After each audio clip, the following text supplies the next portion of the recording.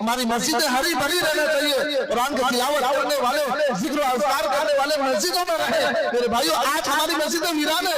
रमजान का 5 दिन मस्जिद फुल होगा, फिर जो है 27 रोजे के बाद फिर हम आएंगे मस्जिद। ये मुसलमानों के हालात है। मैं ताने के तौर पर नहीं, हमारे हालात पर, हमारी बदकिस्मती पर कह रहा हूँ। इसलिए मेरे भाइयों, हम जैसे बनेंगे हमारी औलाद वैसे बनेंगी।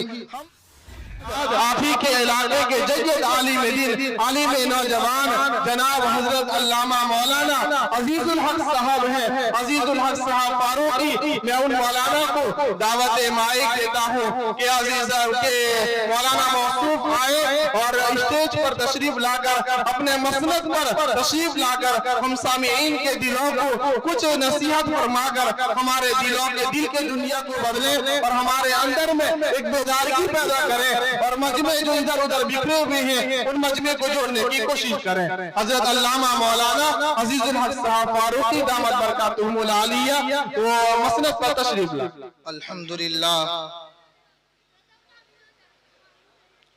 अल्हम्दुलिल्लाह नहमदुहु व नस्तईनुहु व नस्तगफिरुहु व नु'मिनु बिही व नतवक्कलु अलैहि व नऊज़ु बिल्लाहि मिन शुरूरि अनफुसिना वमिन सय्यिआति अअमालिना मन यहदिहिल्लाहु फला मुज़िल्ल लहु व मन युज़लिलहु फला हादिय लहु व नशहदु अन ला इलाहा इल्लल्लाहु वहदहु ला शरीका लहु व नशहदु अन्न सय्यिदना व मौलाना मुहम्मदन अब्दुहु व रसूलुहु अरसलहु बिल हक़्क़ि बशीरन व नज़ीरा व दाइयन इलल्लाहि बिइज़निहि व सिराजन मुनीरा।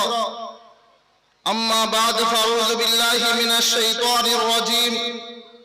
बिस्मिल्लाहिर रहमानिर रहीम। सुब्हानल्लज़ी अस्रा बिअब्दिही लैलन मिनल मस्जिदिल हराम इलल मस्जिदिल अक़सल्लज़ी बारकना हौलहु लिनुरियहु मिन आयातिना इन्नहु हुवस समीउल बसीर। सदक़ल्लाहुल अलीयुल अज़ीम।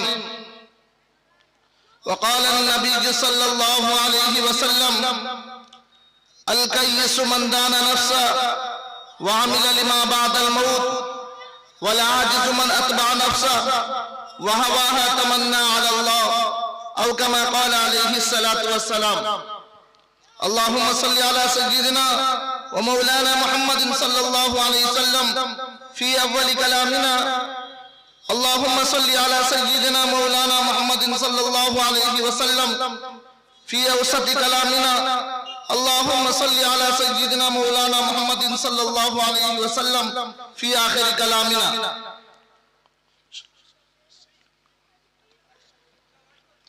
मेरे मोहतरम और मुअज़्ज़ज़ साथियों, बुजुर्गों, दोस्तों, अल्लाह रब्बुल इज़्ज़त का बेपनाह एहसान व करम हुआ। हम सब दीन की निस्बत से यहाँ जमा हुए हैं और एक मकसद है हमारा कि हम अल्लाह उसके रसूल सल्लल्लाहु अलैहि वसल्लम की निस्बत से यहाँ जमा हुए हैं। क्यों जमा हुए हैं? हमारा जमा होने का मकसद क्या है, उसको मैं आप हजरात को बतलाते हुए चलता हूं। हमारा जमा होने का मकसद यह है कि किस तरह हम अपने मकसद हयात और अपने मकसद जिंदगी को पहचान कर जिंदगी गुजारने वाले बन जाएं। हम सब का जमा होना महज इसी मकसद से है कि हम अपने अल्लाह को पहचानने वाले बन जाएं और हमारी जिंदगियां जनाब रसूलुल्लाह सल्लल्लाहु अलैहि वसल्लम के तरीके पर आ जाए। इसी मकसद के तहत पर हम सब जमा हुए हैं। मेरे भाइयों, ये जो महीना चल रहा है, मुझे इस महीने के मुताल्लिक आप हजरात के सामने कुछ बातें अर्ज करनी है। ये माह रजब का महीना चल रहा है सीरतुन नबी सल्लल्लाहु अलैहि वसल्लम से गहरा ताल्लुक है, इसलिए कि इस महीने में जनाब रसूलुल्लाह सल्लल्लाहु अलैहि वसल्लम को मेराज हुई थी। तमाम आजमाइशें, तमाम हालात, तमाम मसाइल, तमाम मसाइल इसी महीने में पूरे हुए थे। और अल्लाह रब्बुल इज्जत को जितनी आजमाइशें जनाब रसूलुल्लाह सल्लल्लाहु अलैहि वसल्लम से लेनी मकसूद और मतलूब थी, वो यहां तक की पूरी हुई थी।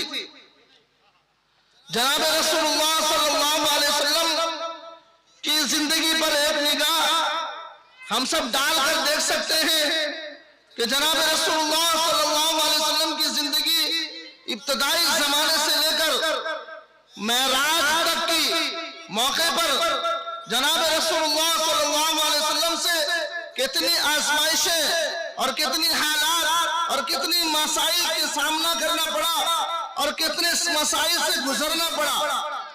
आज हम जनाब रसूलुल्लाह सल्लल्लाहु अलैहि वसल्लम के नाम लेवा है, आज हम मोहम्मद सल्लल्लाहु अलैहि वसल्लम की उम्मती कहलाते हैं, लेकिन क्या हमारी जिंदगी इस तौर तरीके के मुताबिक है जो तरीका जनाब रसूलुल्लाह सल्लल्लाहु अलैहि वसल्लम ने दिया था?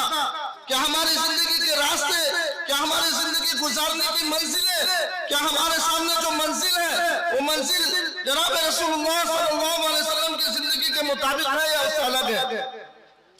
अगर नहीं है तो मेरे भाइयों, हमको अपनी जिंदगी पर गौर करने की जरूरत है। क्या गौर करना है?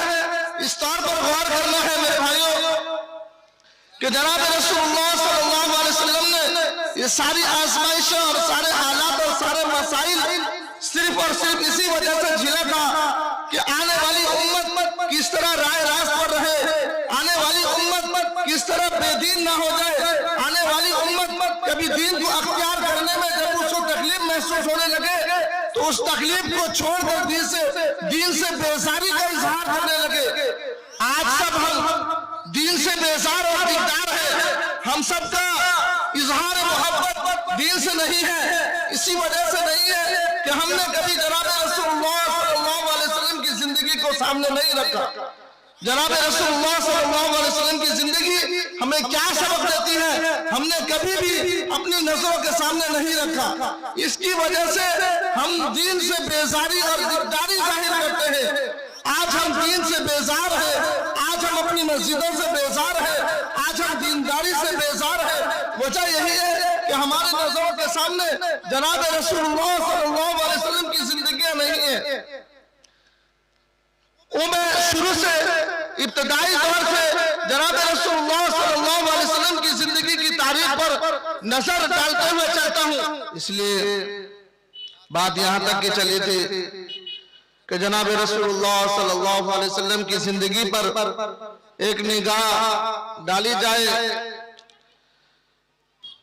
कि आप इब्तदाई जमाने से किन किन हालतों से, किन किन मसाइल से दरकिनार होकर यहाँ तक कि पहुंचे। बस मुख्तसर अंदाज में आप हजरात के सामने हमारे अजीजम मौलाना कफीलुर रहमान साहब मौजूद हैं, इसलिए मैं मुख्तसर अंदाज में अपनी बात को रखकर खत्म करता हूँ।